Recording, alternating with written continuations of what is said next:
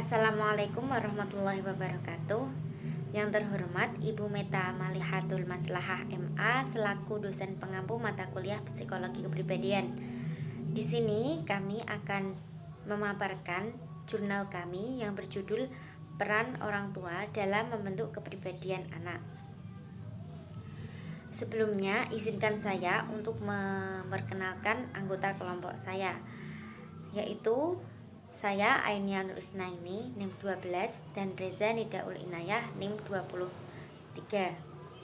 Materi yang akan kita bahas yaitu hakikat lingkungan keluarga, peran kedua orang tua, upaya membentuk kepribadian anak.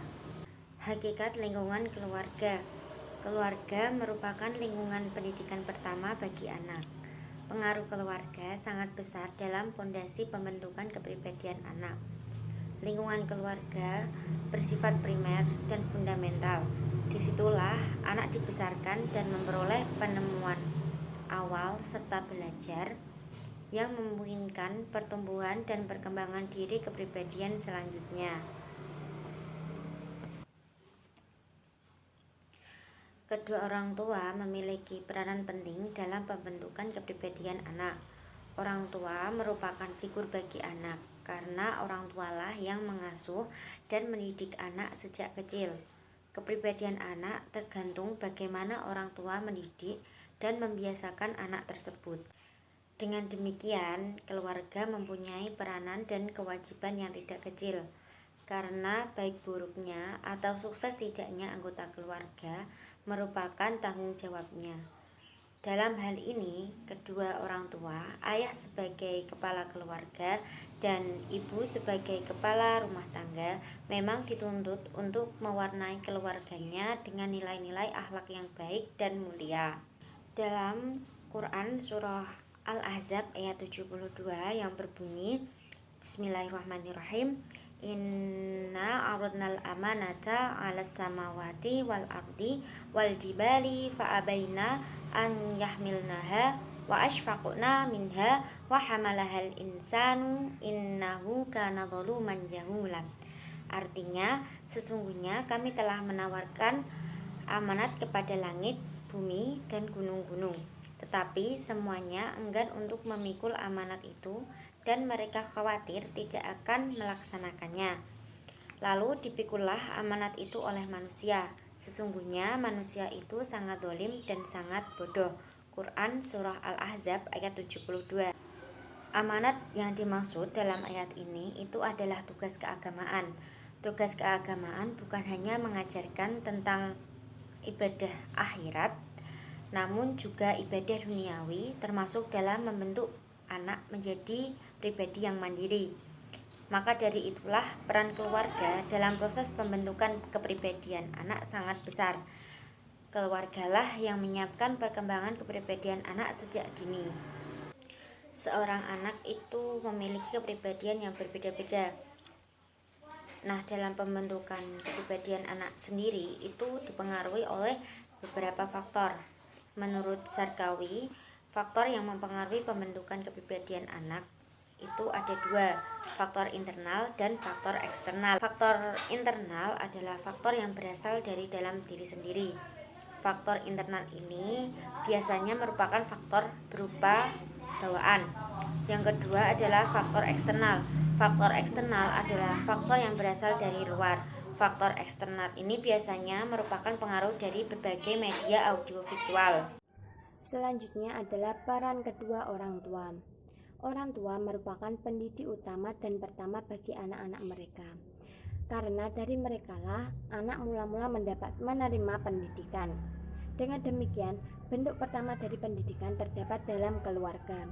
Pendidik atau pembina utama adalah orang tua, kemudian guru.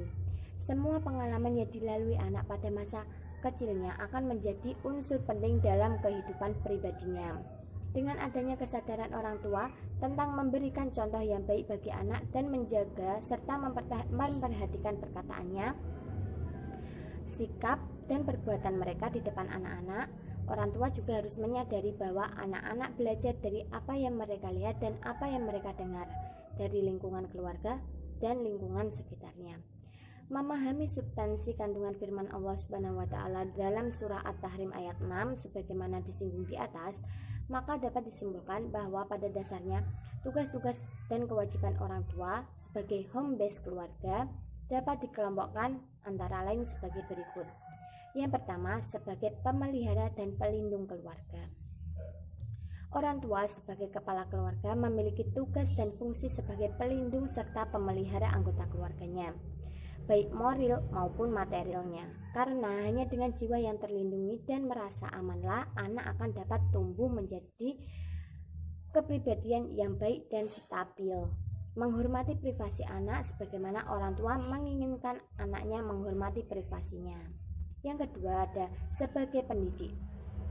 Secara kodrat, orang tua berperan dan berfungsi sebagai pendidik, di mana selain memberikan perlindungan dan pemeliharaan kepada anaknya, orang tua juga harus berkewajiban memberikan bimbingan dan pendidikan kepada anak-anaknya.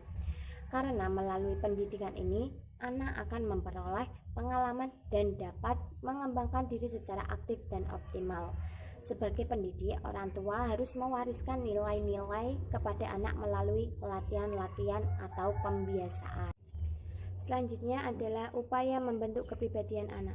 Upaya membentuk kepribadian anak yaitu tindakan atau perlakuan kedua orang tua terhadap anak-anak dan saudara-saudaranya, yang merupakan perilaku yang akan menjadi bagian dari kepribadian di keluarganya di kemudian hari. Tindakan dan perlakuan orang tua yang sesuai dengan ajaran-ajaran agama dan norma susila akan menimbulkan pengalaman-pengalaman hidup dalam jiwa anak yang sesuai dengan agama, yang kemudian akan tumbuh dan menjadi unsur-unsur yang merupakan bagian dalam pribadinya nanti. Adapun upaya yang dilakukan orang tua dalam membentuk kepribadian anak yaitu yang pertama, memberikan teladan yang baik. Orang tua adalah pusat kerohanian anak, di mana reaksi dan hasil pemikirannya adalah hasil ajaran orang tua. Karena itu, dalam pandangan Islam, orang tua berperan penting dalam mendidik serta membesarkan anak. Yang kedua yaitu mengajarkan anak untuk mengendalikan emosinya. Pada saat menghadapi masalah, anak cenderung tidak dapat mengendalikan emosinya, sehingga larut dalam masalahnya tersebut dan berperilaku agresif, seperti melanggar aturan, datang terlambat saat sekolah, dan seringnya anak melanggar aturan sehingga bisa dianggap nakal oleh orang sekitar. Yang ketiga, menerapkan pembiasaan yang positif. Menggunakan cara yang membuat anak memiliki keinginan untuk berbuat baik. Misalnya, orang tua bercerita atau mendongeng tentang tokoh-tokoh yang mudah dipahami oleh si anak. Pemilihan tokoh harus dikontraskan antara tokoh yang baik dan tokoh yang jahat, agar anak dapat membedakan mana sikap dan perilaku yang boleh ditiru dan mana yang perilaku yang tidak boleh ditiru. Hal ini akan mempermudah anak untuk melakukan sesuatu hal karena ada alasan yang tepat untuk melakukan hal tersebut. Yang keempat, mengajarkan agama kepada anak sejak dini. Memperkenalkan Tuhan dan agama sejak dini terbukti sebagai salah satu cara ampuh untuk membentuk karakter anak. Orang tua berkewajiban mendidik anak tentang agama dan mengenalkan Tuhannya. Mengajarkan agama bisa dilakukan dengan menanamkan nilai-nilai pada anak melalui hal sederhana dan pembiasaan. Yang kelima yaitu mengawasi pergaulan anak. Semakin berkembangnya ilmu teknologi membuat orang tua harus lebih mengawasi anak-anaknya dalam hal pergaulan. Sekian dari kami, kurang lebihnya kami mohon maaf. Wallahu muwaffiq ila aqwamit thoriq. Wassalamualaikum warahmatullahi wabarakatuh.